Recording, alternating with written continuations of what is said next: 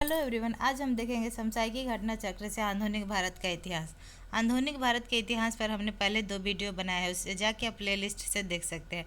आज हम देखेंगे बंगाल विभाजन से।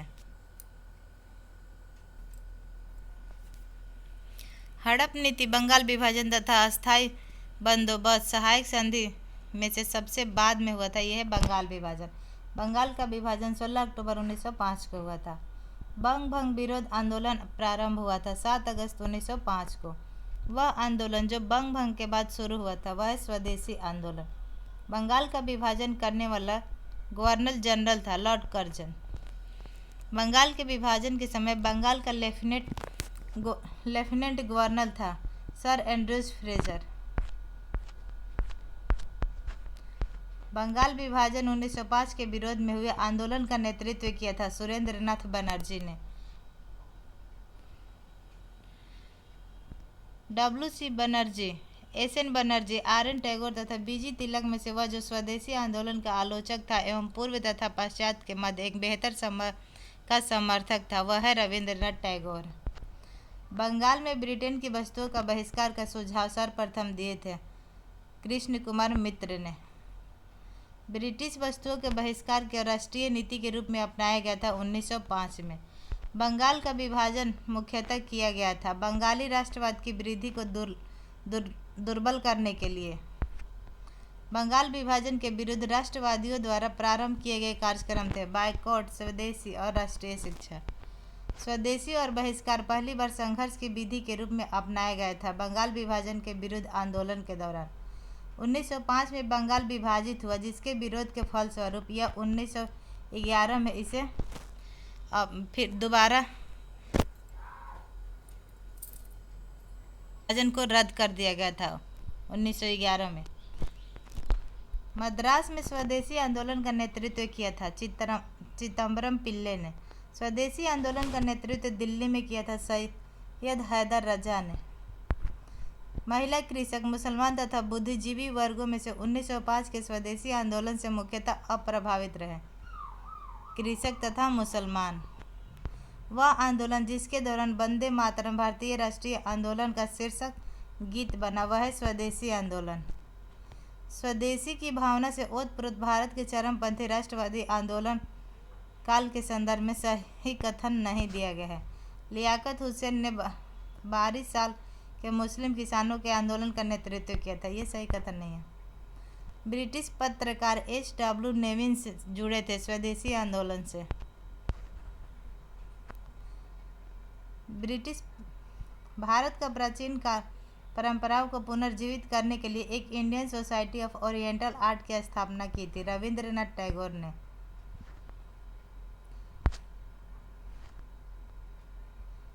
भारतीय राष्ट्रीय कांग्रेस के 1905 के बनारस अधिवेशन के अध्यक्ष थे गोपाल कृष्ण गोखले। 1906 में कलकत्ता कांग्रेस अधिवेशन की अध्यक्षता की थी दादा भाई नौरोजी ने। कांग्रेस ने स्वराज प्रस्ताव 1905 में पारित किया। प्रस्ताव का उद्देश्य था स्वशासन सुनिश्चित करना। स्वराज को बतौर राष्ट्रीय मांग के रूप में सर्वप्रथम रखा था दादा भाई नौरोजी ने। कांग्रेस के मंच से भारतीय राष्ट्रीय कांग्रेस के जिस अधिवेशन में प्रथम बार स्वराज शब्द व्यक्त किया गया था वह है कलकत्ता अधिवेशन 1906। स्वराज शब्द का प्रयोग सर्वप्रथम किया था दयानंद सरस्वती ने। भारत में ग्रैंड ओल्ड मैन की संज्ञा दी जाती है दादा भाई नौरोजी को। दादा भाई नौरोजी के विषय में सत्य कथन दिया है। उन्होंने poverty and un British rule in India पुस्तक लिखी थी। उन्होंने गुजरात के प्रोफेसर के रूप में यूनिवर्सिटी कॉलेज लंदन में कार्य किया था। उन्होंने बम्बई में महिला शिक्षा की नींव रखी थी। दादा भाई नौरोजी के विषय में सत्य कथन दिया है। वह पहले भारतीय थे जो एल्फिंस्टन कॉलेज बम्बई में गणित एवं भौतिकी के प्रोफेसर नियुक्त हुए थे। 1892 ईस्वी में उन्हें ब्रिटिश पार्लियामेंट का एक सदस्य निर्वाचित किया गया था। उन्होंने एक गुजराती पत्रिका राष्ट्र गुफ्तार का आरंभ किया था। ब्रिटिश पार्लियामेंट में चुने जाने वाले प्रथम भारतीय थे दादा भाई नौरोजी। नरम दल और गरम दल के रूप में भारतीय राष्ट्रीय कांग्रेस का विभाजन हुआ था सूरत अधिवेशन में। 1907 में भारतीय राष्ट्रीय कांग्रेस के सूरत के वार्षिक अधिवेशन की अध्यक्षता की थी आरबी घोष ने। भारतीय राष्ट्रीय कांग्रेस के वर्ष 1906 में विख्यात कलकत्ता अधिवेशन में 4 संकल्प पारित किए गए थे। सूरत में 1907 में हुए कांग्रेस के अगले अधिवेशन में इन चारों संकल्पों को स्वीकार करने अथवा उन्हें अस्वीकृति करने के प्रश्न पर कांग्रेस का विभाजन हो गया था। एक संकल्प जो इन चारों में संकल्पों में से नहीं था, बंगाल विभाजन का रद्द करना, ये नहीं था। 20वीं सदी के प्रारंभिक वर्षों में कांग्रेस का विभाजन का प्रक्रिया हुई थी। कांग्रेस आंदोलन की रणनीति पर, कांग्रेस आंदोलन के उद्देश्य पर, कांग्रेस आंदोलन में लोगों की भागीदारी पे 1907 में कांग्रेस का विभाजन हुआ था। इसी वजह से भारतीय राष्ट्रीय कांग्रेस का प्रथम विभाजन 1907 में हुआ था। सूरत विभाजन का नेतृत्व किया था तिलक ने, बाल गंगाधर तिलक ने। वर्ष 1907 में सूरत में भारतीय राष्ट्रीय कांग्रेस का विभाजन का मुख्य कारण था अंग्रेजी सरकार के साथ नरमपंथियों की वार्ता करने की क्षमता के बारे में चरमपंथियों में विश्वास का अभाव था। मुस्लिम लीग के गठन 1906 में हुआ था। ऑल इंडिया मुस्लिम लीग की स्थापना की थी नवाब सलीमुल्लाह खान ने। 1906 में मुस्लिम लीग की स्थापना हुई थी ढाका में। मुस्लिम लीग का प्रथम अध्यक्ष थे आगा खां। 1907 में मुस्लिम लीग का वार्षिक अधिवेशन हुआ था कराची में। कथन ए दिया है, लीग ने कांग्रेस के मुस्लिम जनता के साथ मिलकर उद्देश्य पूर्ति में लगने के अधिकार को मानने से मना कर दिया था। वैसा अधिकार अकेले मुस्लिम लीग का ही था। ये सही है परंतु आर गलत है। भारतीय स्वाधीनता संघर्ष के संदर्भ में सही कथन दिया है। हकीम अजमल खान राष्ट्रवादी तथा चरमपंथी अरहार आंदोलन शुरू करने वाले नेताओं में से थे। भारतीय राष्ट्रीय कांग्रेस के संगठन के समय सर सैयद अहमद खान ने इसका विरोध किया। मौलाना बरकतुल्लाह और मौलाना अब्दुल सिंधी काबुल में भारत की अंतःकालीन सरकार का गठन करने वालों में से थे। ये सही कथन दिया है भारतीय स्वाधीनता के संघर्ष के संदर्भ में। 1906 में मार्ले मिंटो में शिमला में मिले मुसलमानों के शिष्टमंडल ने प्रार्थना की थी मुसलमानों के लिए पृथक निर्वाचन के लिए। 1908 में अखिल भारतीय मुस्लिम लीग की एक लंदन में एक शाखा की स्थापना हुई थी अमीर अली की अध्यक्षता में। अब देखेंगे मार्ले मिंटो सुधार। मार्ले मिंटो सुधार बिल पारित किया गया था 1909 में। 1909 के इंडियन काउंसिल एक्ट में व्यवस्था की गई थी सांप्रदायिक प्रतिनिधित्व का। राष्ट्रीय आंदोलन की अवधि में जिस घटना में मतभेद में बीज थे और वह जिसने अंततः देश का विभाजन कराया था, विधानसभा में मुसलमानों के लिए पृथक निर्वाचन क्षेत्र और स्थानों के आरक्षण के कारण। दिल्ली दरबार और राजधानी परिवर्तन। ब्रिटिश काल में दिल्ली के पहले भारत की राजधानी थी कलकत्ता।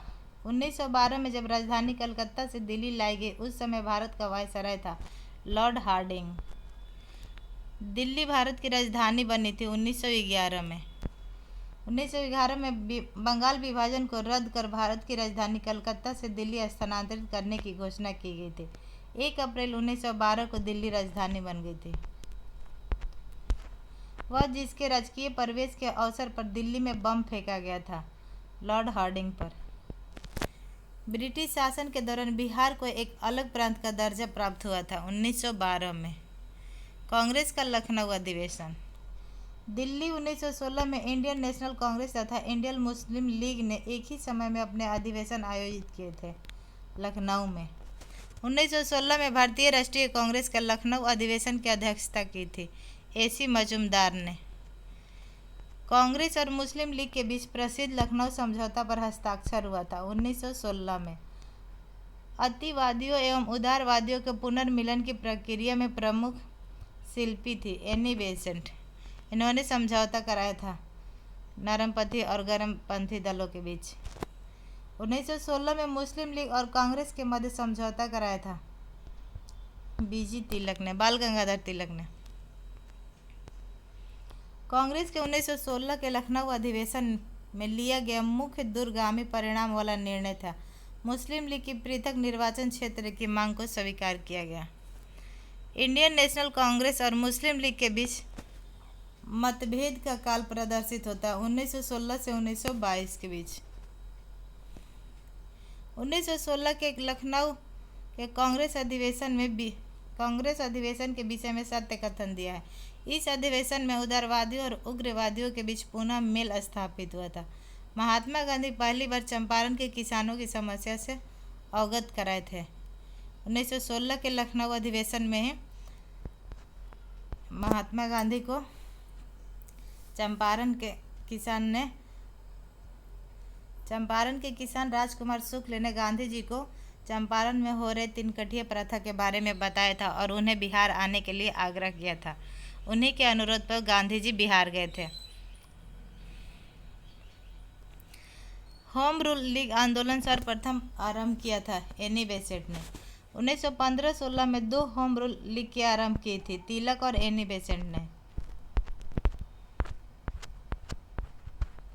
एनी बेसेंट मुख्यतः संबंध रहे गृह शासन आंदोलन से। प्रथम विश्व युद्ध के दौरान आंदोलन जो भारत में लोकप्रिय हुआ था वह है होम रूल आंदोलन। Bal Gangadhar Tilak, Annie Besant, M Subramania Iyer तथा टीसी ऑलकॉट में से जिसका योगदान होम रूल की स्थापना में नहीं था वह है TC Olcott. CR Das, H Subramania Iyer, Annie Besant तथा बीजी तिलक में से होम रूल से नहीं जुड़े थे। सीआर दास नहीं जुड़े थे। होम रूल समर्थक अपनी राजनीतिक शक्ति का सफलतापूर्वक प्रदर्शन कर सके। कांग्रेस के 1916 लखनऊ अधिवेशन में होम रूल आंदोलन भारत के स्वतंत्रता संग्राम के एक नए चरण के आरंभ का द्योतक था, क्योंकि इसने देश के सामने स्वशासन की एक ठोस योजना रखी थी। तिलक तथा एनी बेसेंट द्वारा बनाए गए होम रूल लीग में से एक में मिला दिया गया था 1918 में। होम रूल लीग के संदर्भ में सही कथन दिया है।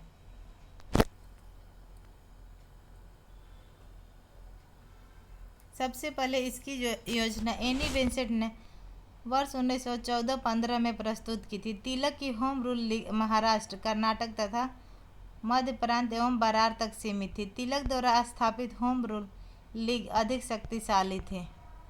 Any Besant O Hume, Michael Madhusudan Dutt तथा आर पाम दत्त में से फेबियन आंदोलन के प्रस्तावक थे।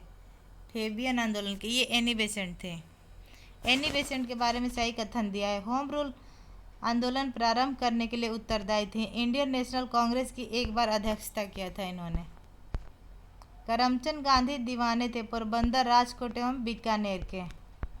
महात्मा गांधी के पदार्पण से पूर्व भारत में राष्ट्रीय आंदोलन की दिशा को जिन अंतर्राष्ट्रीय घटनाओं ने प्रभावित किया था वह है 1898 ईस्वी की इटली अबिसिनिया युद्ध ने, चीन के बॉक्सर आंदोलन ने, आयरलैंड के क्रांतिकारी आंदोलन ने, रूस जापान के युद्ध में जापान की विजय ने। दक्षिण अफ्रीका में रहने की अवधि में महात्मा गांधी ने जिस पत्रिका का प्रकाशन किया था वह उसका नाम है इंडियन ओपिनियन। फिनिक्स फॉर्म है डरबन, दक्षिण अफ्रीका में फिनिक्स फॉर्म की स्थापना महात्मा गांधी ने करा था। एम.के. गांधी के समर्थक थे दार्शनिक अराजकतावाद के। गांधी जी के रामराज के युगल सिद्धांत से सत्य और अहिंसा। गांधी जी की दृष्टि में अहिंसा का अर्थ था सत्य की प्राप्ति का रास्ता। गांधी के संदर्भ में बिना मार्क्सवाद के मार्क्सवादी, बिना समाजवाद के समाजवादी, बिना व्यक्तिवाद के व्यक्तिवादी तथा समाजवादियों में से एक व्यक्तिवादी और समाजवादियों में एक मार्क्सवादी में से सही है। समाजवादियों में से एक व्यक्तिवादी और समाजवादियों में से एक मार्क्सवादी। गांधी जी की सत्याग्रह रणनीति में सबसे अंतिम स्थान था हड़ताल। वो अंतिम में हड़ताल पे बैठ जाते थे अगर उनकी बात अंग्रेज नहीं मानते थे। तो गांधी जी के सिद्धांत के अनुसार सही है। सत्याग्रही का शस्त्र अहिंसा है। सत्याग्रही को अपने संकल्प में दृढ़ विश्वास होना चाहिए। सत्याग्रही को विरोधियों के प्रति द्वेष के भाव नहीं रखना चाहिए। गांधी जी के अनुसार हिंसा का क्रूरतम रूप है गरीबी की अस्थायित्व। गांधी जी ने परिवार निवेदन हेतु तरीका बताया था आत्मनियंत्रण। महात्मा गांधी दक्षिण अफ्रीका से भारत लौटे थे 1915 में। गांधी जी दक्षिण अफ्रीका में रहे थे 21 वर्षों तक। दक्षिण अफ्रीका के जिस रेलवे स्टेशन पर गांधी जी को ट्रेन से फेंक दिया गया था वह है पीटरमारित्सबर्ग से। के गांधी ने भारतीय राष्ट्रीय कांग्रेस के जिस अधिवेशन में सर्वप्रथम भाग लिया था वह है कलकत्ता अधिवेशन 1901 में। कलकत्ता में 1901 में भाग लिया था। इसके बाद गांधी जी दोबारा वापस चले गए थे दक्षिण अफ्रीका और उसके बाद 1915 में वापस आए थे। भारत के स्वतंत्रता आंदोलन के दौरान महात्मा गांधी द्वारा स्थापित साबरमती आश्रम स्थित है अहमदाबाद नगर के बाहर। महात्मा गांधी ने अहमदाबाद के निकट साबरमती के किनारे एक आश्रम बनाया था जिसे सत्याग्रह आश्रम कहा जाता है। महात्मा गांधी से संबंध साबरमती, फिनिक्स फॉर्म, वर्धा तथा सदाकत आश्रमों में से सबसे पुराना है। फिनिक्स फॉर्म ये दक्षिण अफ्रीका में स्थापित किया था गांधी जी ने। गांधी जी ने सेवा धर्म अपनाया था दक्षिण अफ्रीका में। महात्मा गांधी के राजनीतिक गुरु थे गोपाल कृष्ण गोखले। महात्मा गांधी के अनुसार राजनीति का तात्पर्य है जन कल्याण की सक्रियता। सत्याग्रह शब्द को गढ़ा था महात्मा गांधी ने। भारत के स्वतंत्रता संघर्ष के दौरान सबसे पहले सत्याग्रह किया था महात्मा गांधी ने। मोहनदास करमचंद गांधी सर्वाधिक जाने जाते हैं भारतीय स्वतंत्रता को प्राप्त करने के लिए निष्क्रिय विरोध करने के लिए। विदेशी वस्त्रों की बर्बादी ही उनके साथ सर्वोत्तम व्यवहार है, ये कथन है महात्मा गांधी का। ब्रिटिश निर्मित उत्पादों का गांधी का बहिष्कार प्रभावित हुआ क्योंकि ब्रिटेन भारत को एक बड़ा निर्मित वस्तुओं के बाजार समझता था। गांधी जी के राजनीतिक जीवन की घटनाक्रम। सबसे पहले उन्होंने चंपारण 1917 में, इसके बाद 1918 में अहमदाबाद मिल हड़ताल किया था। 1918 में खेड़ा आंदोलन हुआ था। महात्मा गांधी के बारे में सही कथन दिया। उन्होंने अपनी प्रारंभिक शिक्षा राजकोट में प्राप्त की थी। कस्तूरबा के साथ उनका विवाह 13 वर्ष की आयु में हुआ था। उन्होंने विधि का अध्ययन द इनर टेम्पल लंदन में किया था। वे रस्किन की पुस्तक अनटू द लास्ट से सर्वाधिक प्रभावित हुए थे। गांधी जी ने कहा था उनकी कुछ सबसे गहन धारणाएं अनटू द लास्ट नामक पुस्तक में प्रतिबिंबित होती है और इस पुस्तक ने उनके जीवन को बदल डाला। इस पुस्तक का वह संदेश जिसने महात्मा गांधी को बदल डाला। व्यक्ति का कल्याण सबके कल्याण में निहित है। गांधीवादी विचारधारा प्रभावित रही रस्किन, थोरो एवं टॉलस्टॉय से। स्वदेशी आंदोलन, खिलाफत आंदोलन, व्यक्तिगत सत्याग्रह आंदोलन, भारत छोड़ो आंदोलन में से जिस आंदोलन से गांधी जी संबंधित थे, जिस आंदोलन से गांधी जी का संबंध नहीं था वह स्वदेशी आंदोलन से नहीं था। स्वदेशी आंदोलन 1905 में हुआ था। भारत छोड़ो आंदोलन, सविनय अवज्ञा, बारदोली एवं खेड़ा सत्याग्रह में से जिसका नेतृत्व गांधी जी ने नहीं किया था यह है बारदोली सत्याग्रह का। इसका नेतृत्व सरदार वल्लभ भाई पटेल ने किया था। गांधी जी के संदर्भ में सही कथन दिया गया है। जाति विहीन अछूतों की दशा में सुधार के लिए कठोर संघर्ष किया था गांधी जी ने। असहयोग आंदोलन शुरू किया। सविनय अवज्ञा आंदोलन उन्होंने शुरू किया था। महात्मा गांधी को सर्वप्रथम राष्ट्रपिता कहा था सुभाष चंद्र बोस ने। महात्मा गांधी के पहले महात्मा जोड़ा गया था चंपारण सत्याग्रह के दौरान। गांधी जी को सर्वप्रथम महात्मा के तौर पर संबोधित किया था रविंद्रनाथ टैगोर ने। नोआखली काल में महात्मा गांधी के सचिव थे प्यारे लाल। राजकोट सत्याग्रह, खेड़ा सत्याग्रह, बायकोम सत्याग्रह तथा असहयोग आंदोलन में से जिस सत्याग्रह आंदोलन में गांधी जी ने प्रत्यक्ष रूप से भाग नहीं लिया था वह है बायकोम सत्याग्रह केरल में हुआ था। महात्मा गांधी का छत्तीसगढ़ में प्रथम आगमन हुआ था 20 दिसंबर 1920 को। गांधी जी के अनुयायी A.N. सिन्हा, बृज किशोर प्रसाद, J.B. कृपलानी एवं राजेंद्र प्रसाद में से वह जो पेशे से एक शिक्षक थे राजेंद्र प्रसाद, G.D. बिरला, जमनालाल बजाज, J.R.D. टाटा एवं बालचंद हीराचंद उद्योगपति में से वह व्यक्ति जो लंबे समय तक AICC के खजांची रहे तथा वर्ष 1930 में जेल गए थे वह है जमनालाल बजाज। भारतीय कपड़ा व्यापारी, बैंकर, कांग्रेसी तथा महात्मा गांधी के निकट सहयोगी हैं। जमनालाल बजाज। स्वदेशी आंदोलन के दौरान महात्मा गांधी के करीबी अंग्रेजी मित्र थे। वह कारागार जिसे महात्मा गांधी ने मंदिर का नाम दिया था, यरवदा जेल। भारत की स्वाधीनता के समय महात्मा गांधी कांग्रेस के सदस्य नहीं थे। गांधी जी की मृत्यु पर जिसने कहा था हमारे जीवन से प्रकाश चला गया है, जवाहरलाल नेहरू ने। गांधी जी को वन मैन बाउंड्री फोर्स कहकर संबोधित किया था माउंटबेटन ने। जिसने महात्मा गांधी को आदेशित किया था कि वह भारत में प्रथम वर्ष खुले कान पर मुंह बंद करके व्यतीत करें, वह गोपाल कृष्ण गोखले ने सलाह दी थी। गोपाल कृष्ण गोखले महात्मा गांधी के राजनीतिक गुरु थे। भारतीय राजनीति में प्रवेश के पूर्व 1 वर्ष तक देश में पर्यवेक्षक एवं विद्यार्थी के रूप में रहने की सलाह गांधी को दी थी गोपाल कृष्ण गोखले ने। गलत साधन हमें कभी भी सही उद्देश्य तक नहीं ले जा सकता, यह कथन है महात्मा गांधी की। जो नैतिक दृष्टिकोण से गलत है वह राजनीतिक दृष्टिकोण से कभी सही नहीं हो सकता। इस सिद्धांत का प्रबल समर्थक थे गांधी जी। गांधी जी ने अपना पहला सत्याग्रह किया था मजदूरों को कम वेतन दिए जाने के विरोध में।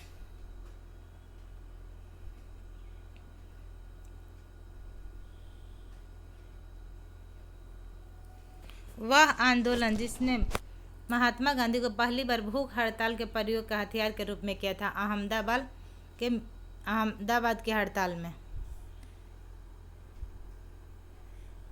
ये मिल मजदूरों के लिए आंदोलन किया गया था जिसमें महात्मा गांधी ने भूख हड़ताल का प्रयोग किया था।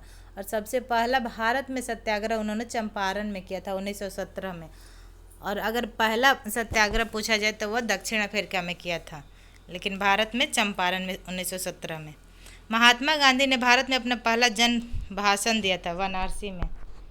गांधी जी ने बंधुआ मजदूरों को मुक्त कराने का प्रथम अभियान आरंभ किया था चंपारण से।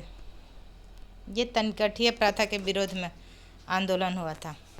1917-18 में अहमदाबाद में गांधी जी द्वारा चलाए गए सत्याग्रह में हिस्सा लिया था मजदूर वर्ग ने।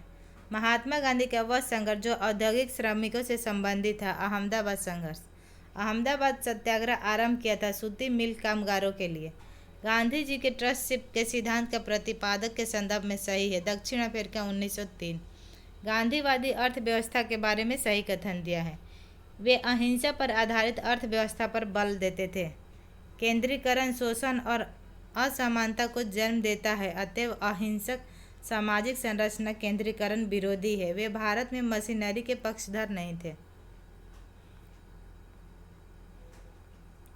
गांधी जी के अनुसार अस्पृश्यों का सामाजिक आर्थिक सुधार संपन्न किया जा सकता है उनके लिए कुटीर उद्योग स्थापित करके। गांधी जी इनोवेशन यानी गांधी जी का नवाचार से तात्पर्य है कम निवेश से अधिक उत्पादन अधिक लोगों के लिए। खेड़ा सत्याग्रह, विनय अवज्ञा आंदोलन, असहयोग आंदोलन तथा चंपारण सत्याग्रह में से वह घटना जो सबसे पहले हुई थी चंपारण सत्याग्रह, यह 1917 में हुआ था। चंपारण में तिनकठिया प्रथा का तात्पर्य है 3/20 भूभाग पर नील की खेती करना अंग्रेजों ने अनिवार्य कर दिया था। गांधी जी ने भारत में पहली बार सत्याग्रह आंदोलन बिहार में आरंभ किया था चंपारण से। गांधी जी का चंपारण आंदोलन है नील कर्मियों की समस्या के समाधान हेतु। चंपारण संघर्ष में जिन्होंने महात्मा गांधी का साथ दिया था राजेंद्र प्रसाद, अनुग्रह नारायण सिन्हा ने। महात्मा गांधी के चंपारण सत्याग्रह से संबंध है राजकुमार शुक्ल, इन्होंने गांधी जी को बिहार आने के लिए आमंत्रण दिया था। चंपारण आंदोलन संबंधित है राजेंद्र प्रसाद, अनुग्रह नारायण सिन्हा, जेबी कृपलानी से। दक्षिण अफ्रीका से लौटने के पश्चात गांधी जी ने सफल सत्याग्रह आरंभ किया था चंपारण में। महात्मा गांधी ने सर्वप्रथम जिस किसान आंदोलन में भाग लिया था वह है चंपारण। नील की खेती के संबंध में चंपारण में महात्मा गांधी को आमंत्रित किया था राजकुमार शुक्ल ने। चंपारण नील आंदोलन का राष्ट्रीय नेता थे महात्मा गांधी। महात्मा गांधी के चंपारण सत्याग्रह का विरोध किया था एनजी रंगा ने। खेड़ा के किसान के पक्ष में महात्मा गांधी ने सत्याग्रह को संगठित करने का कारण था अकाल पड़ने के बावजूद प्रशासन ने भू राजस्व की उगाही स्थगित नहीं की थी। इसलिए किसान आंदोलन एवं किसान सभा। भारतवर्ष का सर्वप्रथम किसान आंदोलन बिजौलिया आंदोलन था। इंद्र नारायण द्विवेदी, गौरी शंकर मिश्र, जवाहरलाल नेहरू एवं मदन मोहन मालवीय में से फरवरी 1918 में स्थापित यूपी किसान सभा की स्थापना से संबंध नहीं थे। जवाहरलाल नेहरू। नाई धोबी बंद सामाजिक बाइकाट का एक स्वरूप था जो 1919 में किसानों द्वारा प्रतापगढ़ जिले में चलाया गया था। वह प्रदेश जहां बाबा रामचंद्र ने किसानों को संगठित किया था। अवध में 1930 के दशक में देश के विभिन्न भागों में भिन्न नेताओं द्वारा किसान आंदोलन चलाए गए थे। उनके प्रभाव क्षेत्र सही सुमेलित थे। बिहार में किसान आंदोलन का नेतृत्व किया था सहजानंद सरस्वती ने। खुदाई खिदमतगार NWFP ने स्वामी रामानंद हैदराबाद में किया था। अब्दुल हमीद खां दक्षिण असम में। 1930 के दशक में किसान सभा आंदोलन से सक्रिय रूप से जुड़े थे स्वामी सहजानंद सरस्वती। अवध के एका आंदोलन का उद्देश्य था लगान को नगद में परिवर्तन करना। अखिल भारतीय किसान सभा के प्रथम सत्र की अध्यक्षता की थी स्वामी सहजानंद सरस्वती ने। वह जगह जहां अखिल भारतीय किसान सभा का पहला अधिवेशन हुआ था लखनऊ में। अखिल भारतीय किसान सभा के संस्थापक थे स्वामी सहजानंद सरस्वती। स्वामी सहजानंद का संबंध था बिहार के किसान आंदोलन के साथ। स्वामी सहजानंद सरस्वती ने भूमि और जल मार्गों का राष्ट्रीयकरण की मांग के साथ अखिल भारतीय संयुक्त किसान सभा का गठन किया था। उनकी मृत्यु से ठीक पहले किया था उन्होंने। राजेंद्र प्रसाद, CR दास, मोतीलाल नेहरू तथा भगत सिंह में से बिहार में किसान आंदोलन से जुड़े थे। राजेंद्र प्रसाद एक तरफ आंदोलन दिया है और दूसरी तरफ नेतृत्व करता। बारदौली सत्याग्रह का नेतृत्व किया था सरदार वल्लभ भाई पटेल ने। भारतीय किसान विद्यालय की स्थापना NG रंगा ने किया था। बंगाल प्रजा पार्टी की स्थापना फजल हक ने किया था। बकासत संघर्ष स्वामी सरदानंद सरस्वती से संबंधित है। बंगाल के तिभागा किसान आंदोलन की मांग थी जमींदारों की हिस्सेदारी को फसल के आधे से कम करके 1/3 करना। बारदौली सत्याग्रह 1928 में नेतृत्व किया था सरदार वल्लभ भाई पटेल ने। महात्मा गांधी ने वल्लभ भाई पटेल को सरदार की उपाधि दी थी उनकी बड़ी संगठन क्षमता के कारण जिस आंदोलन में थे बारदौली सत्याग्रह में। यहीं की महिलाओं ने उन्हें सरदार की उपाधि से सम्मानित किया था। भूदान आंदोलन आरंभ किया गया था विनोबा भावे ने। आचार्य विनोबा भावे ने भूदान आंदोलन प्रारंभ के संदर्भ में स्थान है पोचमपल्ली। भूदान आंदोलन सर्वप्रथम आरंभ हुआ था आंध्र प्रदेश राज्य में, आंध्र प्रदेश के पोचमपल्ली से। ट्रेड यूनियन एवं साम्यवादी दल। भारत में 1918 में प्रथम मजदूर संघ की स्थापना की थी BP वाडिया ने। अहमदाबाद टेक्सटाइल लेबर एसोसिएशन की स्थापना की थी महात्मा गांधी ने। अखिल भारतीय ट्रेड यूनियन कांग्रेस के 1920 में बम्बई में हुए प्रथम अधिवेशन की अध्यक्षता की थी लाला लाजपत राय। 1929 में नागपुर में संपन्न all India trade union Congress की अध्यक्षता की थी जवाहरलाल नेहरू ने। कम्युनिस्ट इंटरनेशनल के सदस्य बनने वाले पहला भारतीय थे MN रॉय। अक्टूबर 1920 में भारतीय कम्युनिस्ट पार्टी की स्थापना के लिए ताशकंद में एकत्र हुए भारतीयों के समूह के मुखिया थे MN रॉय। कानपुर षड्यंत्र मुकदमा जिस आंदोलन के नेताओं के विरुद्ध हुआ था वह है साम्यवादी आंदोलन। ट्रेड यूनियन आंदोलन के क्रांतिकारी चरण का समय था 1926 से 1939। 1940 में रेडिकल डेमोक्रेटिक पार्टी का गठन किया था MN राय ने। सोमेंद्रनाथ टैगोर द्वारा स्थापित किया गया था क्रांतिकारी साम्यवादी दल। रॉलेट एक्ट और जलियांवाला बाग हत्याकांड 1919। भारतीय स्वतंत्रता संग्राम के दौरान रॉलेट एक्ट ने जिस कारण से सार्वजनिक रोष उत्पन्न हुआ था वह है इसने लोगों को बिना मुकदमा चलाए जेल भेजने के लिए अधिकृत किया था। रॉलेट एक्ट लगाने का प्रयोजन था राष्ट्रीय एवं क्रांतिकारी गतिविधियों पर रोक लगाना। रॉलेट एक्ट भारत में लागू किया गया था वर्ष 1919 में। रॉलेट एक्ट का लक्ष्य था बिना मुकदमा चलाए बंदी बनाना और मुकदमा की सुनवाई संक्षिप्त प्रक्रिया द्वारा करना। रॉलेट एक्ट के बारे में सही कथन दिया है। रॉलेट एक्ट अधिनियम सेडिशन कमेटी की सिफारिश पर आधारित था। रॉलेट सत्याग्रह में गांधी जी ने होम रूल लीग के उपयोग करने का प्रयास किया था। जब रॉलेट एक्ट पारित हुआ था उस समय भारत का वायसराय था Lord James Ford.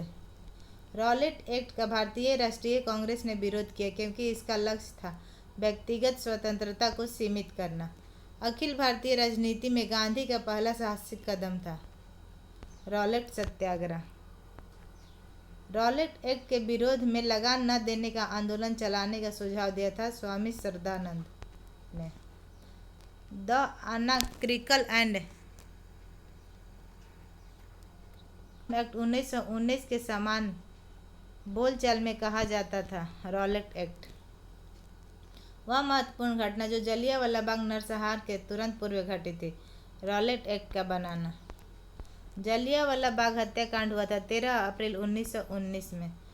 Jallianwala Bagh कत्लेआम हुआ था अमृतसर में। काफ़ी संख्या में लोग अमृतसर के जलियांवाला बाग में 13 अप्रैल 1919 को एकत्रित हुए थे। डॉक्टर सैफुद्दीन किचलू और डॉक्टर सत्यपाल की गिरफ्तारी के विरोध में एकत्रित हुए थे। वहीं पर भीड़ों पर गोली चला दी गई थी जनरल ओ डायर के कहने पर। 30 मई 1919 को अपना अलंकरण भारत सरकार को लौटाने वाले व्यक्ति थे रविंद्रनाथ टैगोर।